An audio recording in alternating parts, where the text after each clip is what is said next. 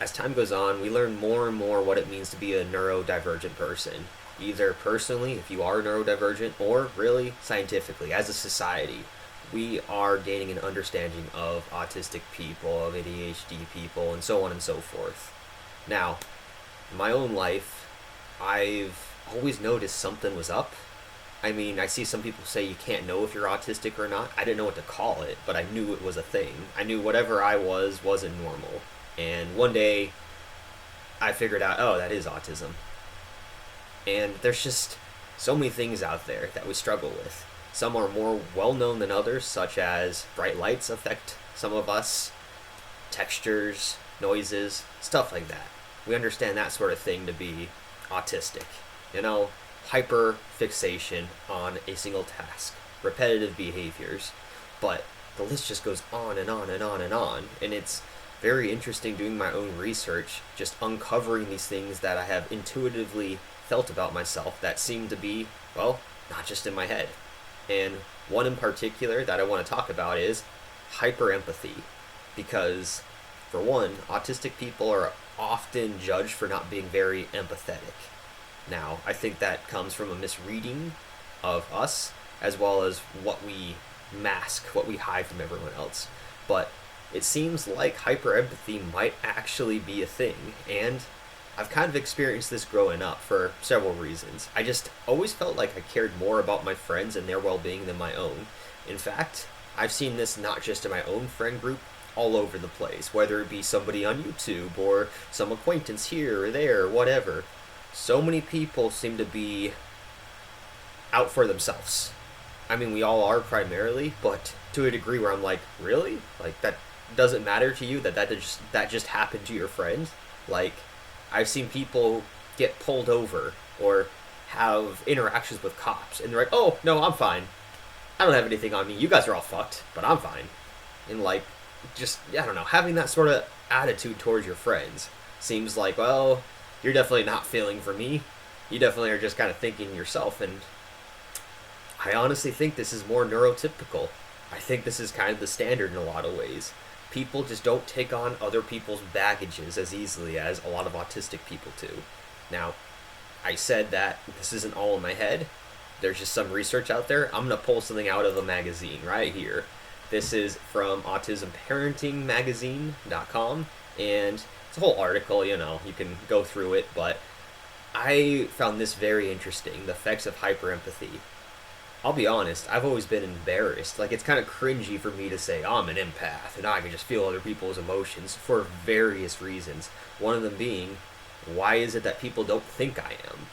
Why is it that I don't ever act up on what I'm feeling? Because I don't. I feel it, and I just let it happen, and it can be rather frustrating. I'll be honest, it is. Because, for one, people think you don't pick up anything, it seems like. Things that are apparent to you, they don't think you pick up at all. And I've always just kind of sat there being like, do they look at me as an infant? Or is this just like them projecting their vantage point on me? They wouldn't get this, therefore nobody gets this. I think a little of both. I think sometimes we're just infantilized, and so people assume we don't get things we do get. But I also think we have abilities that they don't really understand. Because, well, we're lacking over here, but we have too much ability, or whatever you want to call it over here. Now, I'm rambling on, just yapping. This paragraph right here just really stood out to me for several reasons, so let's just read it. Hyperempathy can manifest in various behaviors in children with ASD. It's important to recognize that while these children can strongly feel the emotions of others, they often struggle to express these feelings verbally. So this is what I'm talking about with, it feels stupid to say that I feel other people's emotions because I don't ever verbalize it. It's just like, oh, wow, okay.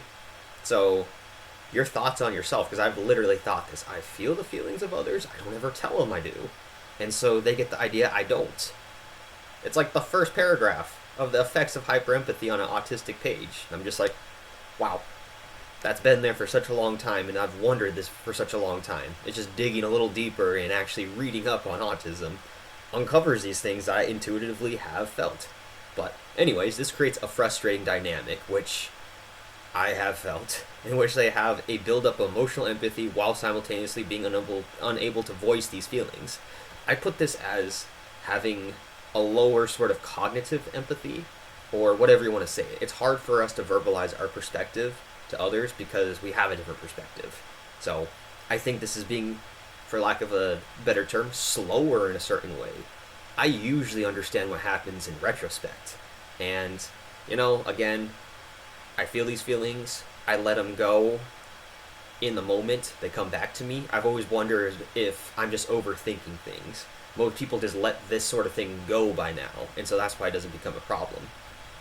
I think the problem is being so in tune in one way and not in another way, and there's just sort of a mismatch between what I'm able to see and how I'm able to actually, voice what I'm actually experiencing. So it creates an issue, and a frustrating issue at that. A very frustrating one. But because of this, children with ASD often are misunderstood in social situations. I mean, we already knew that.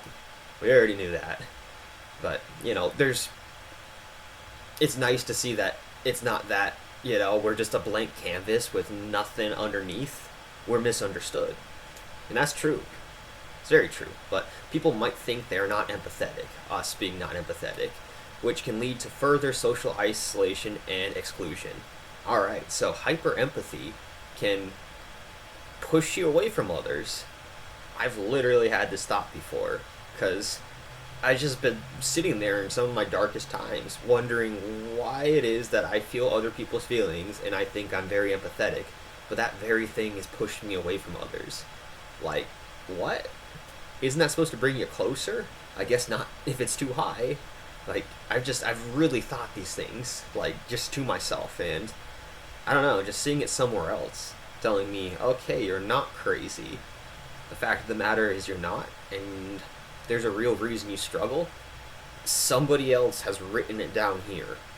Some other people have studied it here, there, all over the place, and it just seems like it's so consistent across the autistic community. So, yeah, I think we're, on average,